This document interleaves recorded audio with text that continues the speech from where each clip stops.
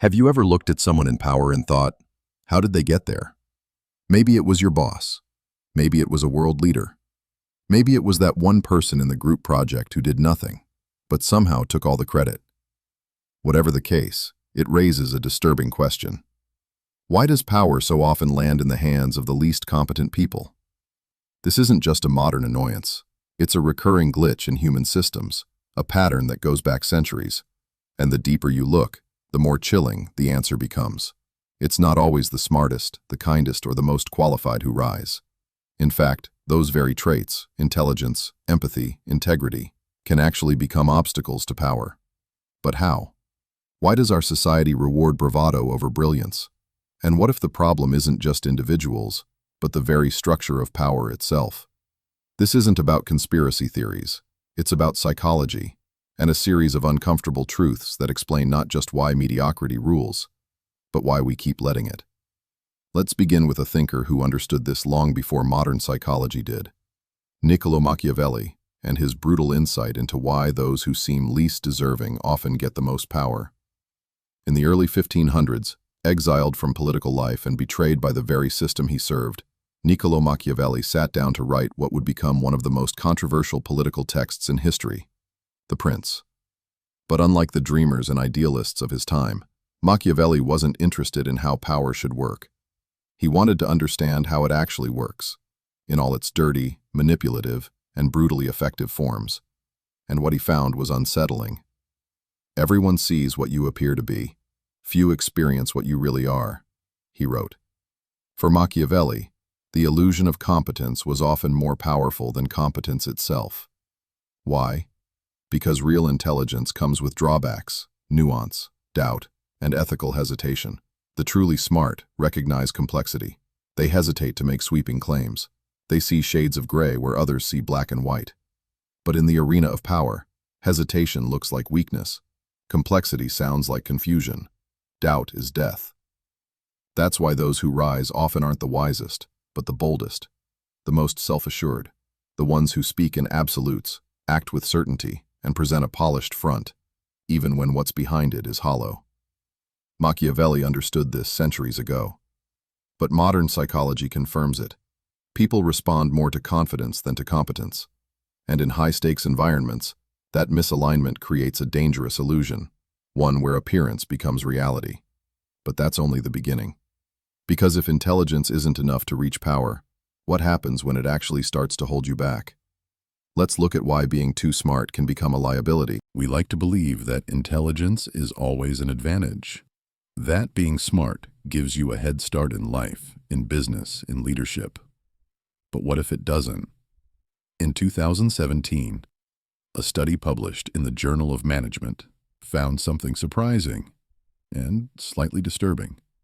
Intelligence does correlate with leadership success, but only up to a point. The sweet spot, an IQ of around 120.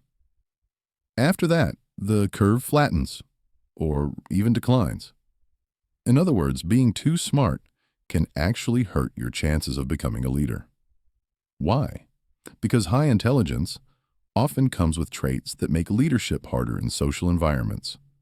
Deep thinkers tend to see complexity where others see simplicity. They question assumptions. They explore uncertainty. They pause before making promises. And that kind of depth? It doesn't always translate well in a world that rewards speed, confidence, and easy answers. Picture a highly intelligent person in a boardroom or on a debate stage. They see nuance. They admit doubt.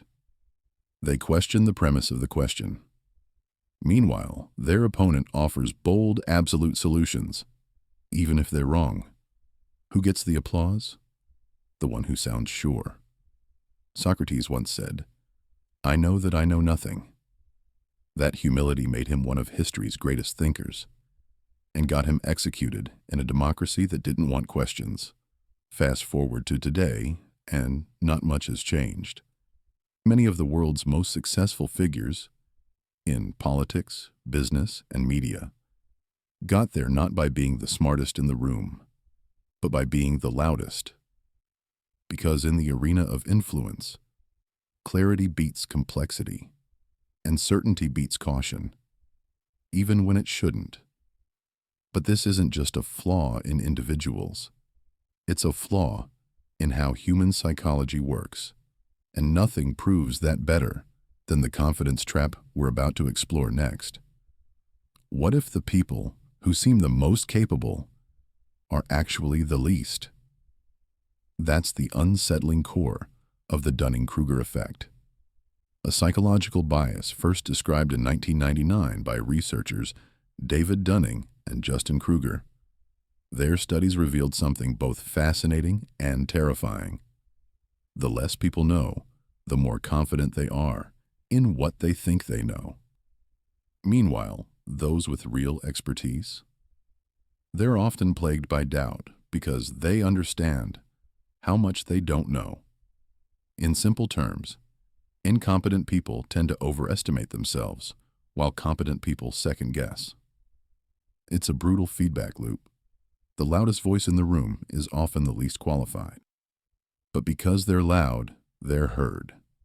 And because they're heard, they're believed. And because they're believed, they rise. Shakespeare said it best centuries before science confirmed it. The fool doth think he is wise, but the wise man knows himself to be a fool. Modern research backs it up. In a 2020 study published in the Journal of Personality and Social Psychology, people with inflated self-confidence were more likely to be seen as leaders, regardless of their actual skill level. And this effect isn't just theoretical. We see it everywhere. Think of high-profile failures driven by overconfidence, military leaders like George Custer, who marched into disaster believing in his own invincibility, or charismatic startup founders who raised billions on empty promises and slick presentations, not sound ideas. Take Adam Neumann, the former CEO of WeWork. His business model was flimsy. His company hemorrhaged money, but his confidence? Unshakable. Investors bought into the man, not the math. This dynamic repeats across industries and cultures. In Japan, in Russia, in Silicon Valley. Time and again, bold self-assurance is mistaken for competence, and worse, it becomes contagious. Because when one loud voice rises, it pressures everyone else to either speak louder or get drowned out. But the problem doesn't end with individual personalities. This illusion of competence becomes systemic, embedded in how organizations, governments, and entire societies function. And that leads us to the next layer of the paradox, how weak leaders reinforce weakness in everyone around them. If incompetent people keep rising to power, it would be comforting to believe it's just a fluke. A few loud, lucky opportunists sneaking through the cracks. But what if it's not a glitch? What if the system itself is designed to protect the incompetent once they get to the top? Niccolo Machiavelli noticed this centuries ago. One of his most chilling observations was this: the first method for estimating the intelligence of a ruler is to look at the men he has around him. Why does that matter? Because weak leaders almost never hire strong people. They hire weaker ones, those who won't challenge them, outshine them, or expose their flaws. It's a survival tactic. Insecure leaders see competence as a threat.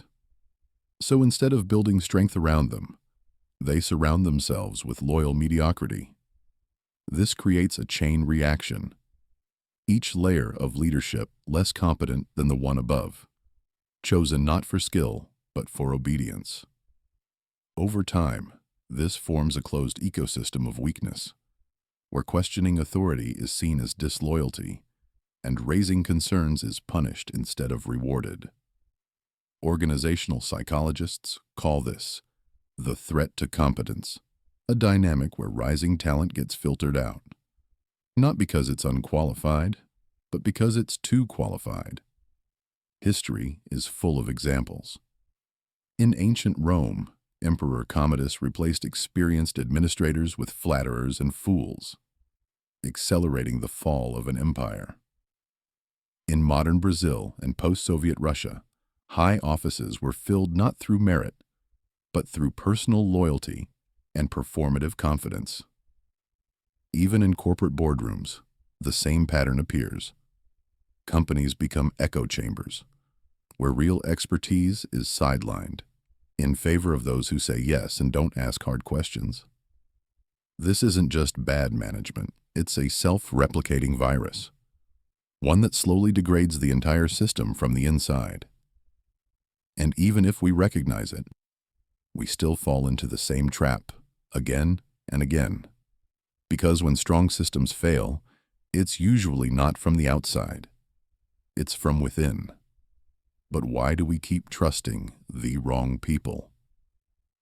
Why are we so drawn to those who offer simple answers, even when we know better?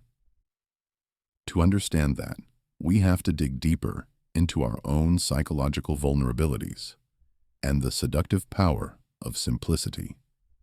We'd all like to believe we choose our leaders rationally, weighing experience, competence, and integrity. But the truth is far more uncomfortable. We're drawn to those who make the world feel simple, especially in moments of fear, stress, or uncertainty. The brain craves clarity. It doesn't want nuance. It doesn't want caveats. It wants someone who looks straight into the camera and says, "I alone can fix this." And that's where we fall into the trap. True experts tend to speak cautiously. They recognize complexity. They say things like, "It depends," or "We need more data." But bold, overconfident people speak in absolutes. They reduce a complicated crisis into a 5-word slogan. They offer certainty, even when it's false. And that's the kind of messaging our brains are built to prefer. Psychologists call this cognitive closure. The deep need to resolve uncertainty with a clear answer, even if it's wrong. Studies have shown that in moments of crisis, our desire for simple solutions skyrockets, and so does our vulnerability to manipulation. Take climate change. Scientists speak in terms of probability, error margins, and decades of data. Populists talk in sound bites. Guess who gets heard? Or look at debates over healthcare. Doctors describe trade-offs, limitations, and systemic complexity. Politicians promise better care for everyone, no compromise. One message is true. The other is comforting. A 2017 study from Yale University delivered a stunning insight. The more intelligent participants were, the more likely they were to misinterpret data when the correct answer challenged their political beliefs.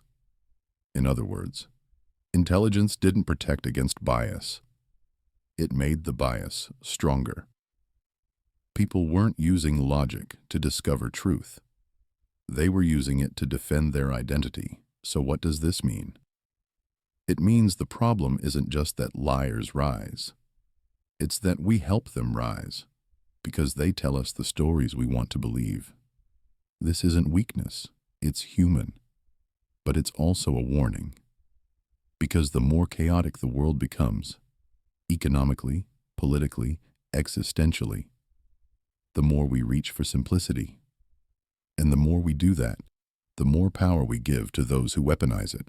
But there's another layer to this, one even more disturbing. It's not just that intelligence is ignored, or that we fall for simple lies. It's that the people best equipped to lead often refuse to play dirty, while those who rise are unburdened by conscience. And that's where we head next. We admire ethical leaders. We quote them, teach about them, even build statues in their honor. But here's the bitter truth. In real power struggles, ethics can be a disadvantage. Why? Because the person guided by moral restraint plays by rules. The manipulator doesn't. Niccolo Machiavelli saw this with disturbing clarity. In The Prince, he wrote, "A ruler who wishes to maintain his power must learn how not to be good, and use this knowledge when necessary. It wasn't a celebration of cruelty. It was a warning. If you're not willing to fight dirty, someone else will. History is full of examples. Cicero, the brilliant Roman orator, tried to defend the Republic with words, reason, and law. Julius Caesar, he marched an army across the Rubicon, violating every political norm in the process. Guess who won? The same pattern repeats today. Ethical candidates, scientists, and policy experts often get drowned out, not because they're wrong, but because they refuse to stoop to manipulation, fear-mongering, or deceit.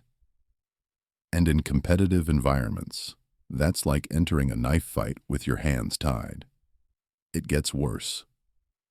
Modern psychology shows that certain traits, like low empathy, high charisma, and a willingness to deceive, are disproportionately common among those who rise fastest in politics and business. In one study from the University of British Columbia, researchers found that individuals with psychopathic traits often thrived in corporate environments, not because they were more capable, but because they were more ruthless, more charming, and less burdened by guilt. These people make promises they don't intend to keep. They lie without blinking.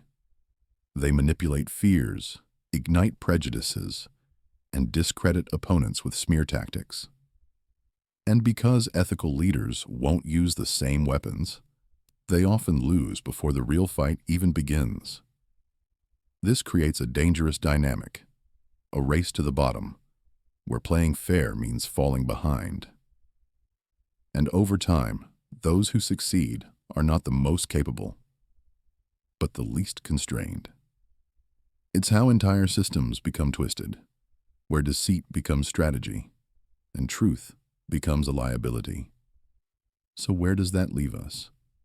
If ethics slows you down and intelligence holds you back, what kind of people are left running the world? That's the question we have to face before we can change anything. But first, we need to understand one more thing: how environments, not just people, determine who rises and who gets erased. At some point, it stops being about the person and starts being about the system that lets them win. Because here's the hard truth: even the most ethical, intelligent, and competent leader doesn't stand a chance if the system is rigged for the opposite. Machiavelli knew this. So do modern organizational psychologists. The structure around a person matters just as much as the person themselves. In some environments, excellence thrives. In others, mediocrity becomes the default. The difference? It usually comes down to 4 things. 1. Feedback loops. In high accountability systems, incompetence has nowhere to hide. If a surgeon is unskilled, patients suffer. Fast. If an engineer cuts corners, the bridge collapses. In those fields, reality checks are brutal and immediate, so only the capable survive. But in politics, corporate management, and media, feedback is delayed, vague, or manipulatable. A bad decision can be blamed on the economy. A failure can be spun as unexpected external factors. There's no scoreboard. No one notices until it's too late. And in that fog, style beats substance, and real performance becomes almost irrelevant. 2. Institutional design. Look at countries or companies where power is centralized and checks are weak. There's no oversight, no accountability, just authority stacked in one direction. That's when unqualified leaders flourish. Compare that to systems designed to distribute power and enforce scrutiny. Germany, for instance, separates executive and supervisory boards in corporations. It's harder to rise through charm alone when decisions are constantly reviewed. The more transparent and balanced the structure, the harder it is for manipulation to take root. 3. Information asymmetry. When goals are fuzzy and outcomes are hard to measure, perception becomes everything. If no one understands what success actually looks like, people judge based on how things look, not how they work. A confident leader seems effective, even if the results say otherwise. Machiavelli wrote, "Men judge generally more by the eye than by the hand." He was right. Most people don't have the time, expertise, or access to dig deeper. And in that gap, illusion thrives. 4. Short-term incentives. Finally, systems that reward quick wins, even if they're unsustainable, practically invite fraud, arrogance, and reckless leadership. Take the 2008 financial crisis. Executives made billions from high-risk strategies that collapsed the global economy. Why? Because they were rewarded for short-term gain, not long-term value. And when that's the culture, truly competent people, the ones who warn about slow-building risks, are ignored or even pushed out. So what does this all mean? It means we can't just blame bad leaders. We have to blame the playground they're winning on. Until we redesign the games, the rules, the scoring, the referees, we'll keep seeing the same types of players rise. And that brings us to a critical realization. Even smart, moral people will fail if the rules reward the opposite. But before we talk solutions, we need to examine one last twist in this dark pattern: the tactics used by bad leaders to maintain their grip, even when everyone can see their flaws. That's next. By now, we've seen how incompetence can rise. But here's the darker twist. It doesn't just rise, it entrenches itself. Once in power, many unqualified leaders use psychological warfare, not against enemies, but against the very people they lead. Their goal? Control perception, shut down dissent, prevent accountability, and their tactics aren't random. They follow a recognizable pattern, one that appears across countries, industries, and ideologies. 1. Tribalism and identity fusion. The first tactic: turn criticism into betrayal. Manipulative leaders don't defend their policies. They fuse their identity with their followers. Attack me, and you're attacking us. This strategy taps into deep tribal psychology. Humans evolved to survive in groups, to protect their own. So when a leader wraps themselves in your values, your identity, your fears, any threat to them feels personal. Suddenly, lies become our truth. Failures become their sabotage. We've seen this across history, from political cults to authoritarian regimes. Criticism gets reframed as a hostile attack from the outside, and that shuts down rational debate, replacing it with blind loyalty. 2. Cognitive overload. The second move? Bury the truth in chaos. When leaders flood the environment with scandals, outrage, and nonstop distractions, people simply can't keep up. The brain has limited attention, and when it's overwhelmed, it defaults to survival mode, numbing out, tuning out, or giving up. This is no accident, it's a deliberate strategy. Keep the public spinning in outrage cycles, and they'll never have the clarity or stamina to organize meaningful resistance.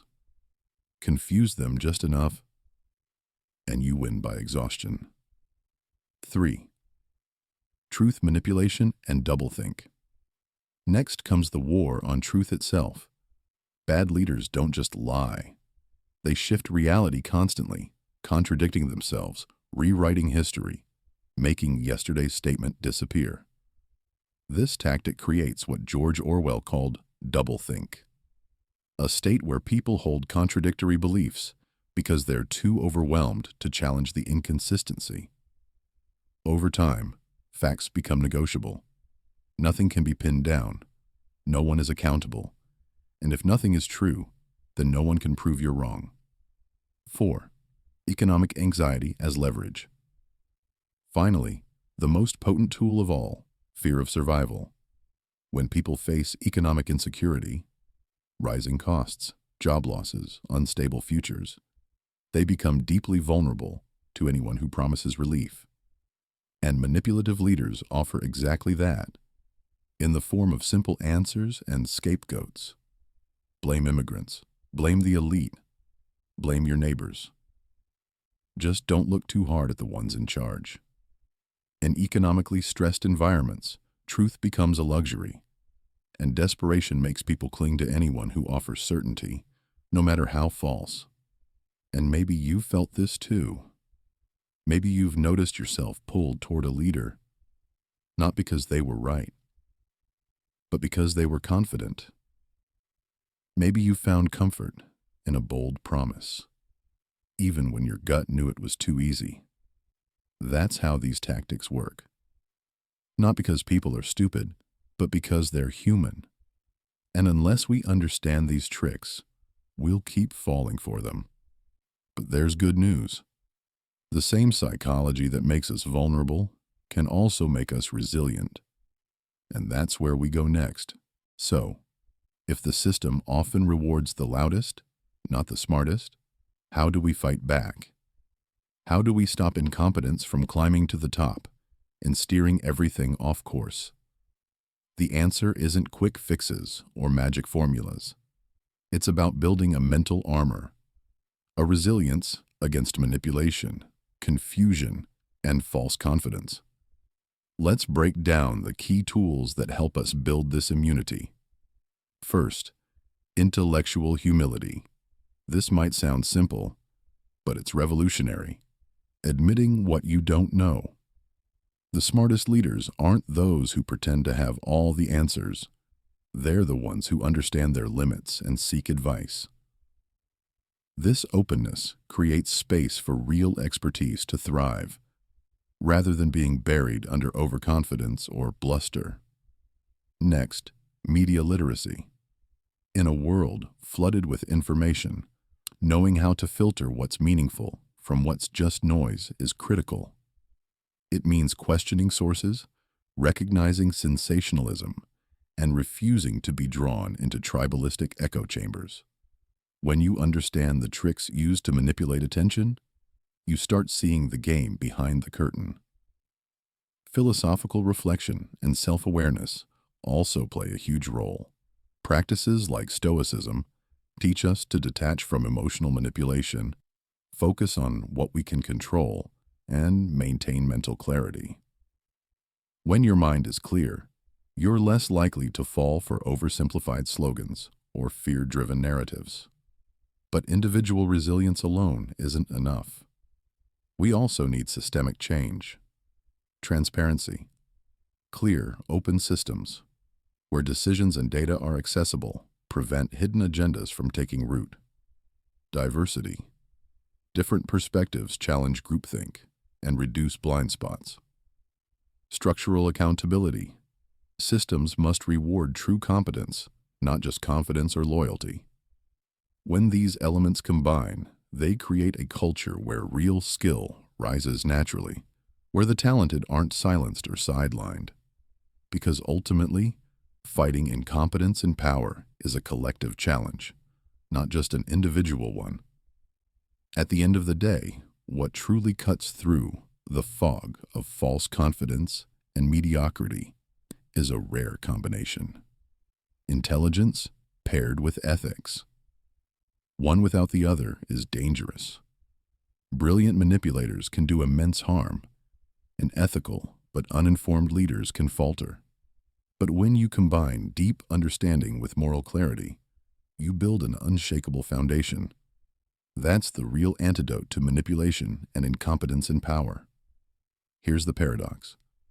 Awareness of these dynamics isn't a weakness, it's a form of power. When you see the tricks, the traps, and the masks, you are no longer a pawn in the game. You become the player. So ask yourself, have you ever mistaken confidence for competence? Have you ever been drawn in by a loud voice or a simple promise, only to realize later that substance was missing? The world is messy, chaotic, and often unfair. But understanding these hidden forces gives you a choice. You can choose to follow blindly, or you can choose to see clearly, think critically, and act wisely. Because real power isn't about shouting the loudest. It's about knowing when to speak, when to listen, and when to stand firm in truth.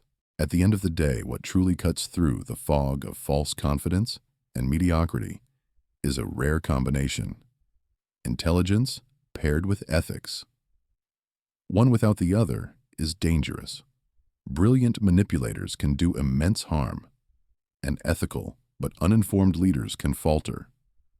But when you combine deep understanding with moral clarity, you build an unshakable foundation. That's the real antidote to manipulation and incompetence in power. Here's the paradox. Awareness of these dynamics isn't a weakness. It's a form of power. When you see the tricks, the traps, and the masks, you are no longer a pawn in the game. You become the player.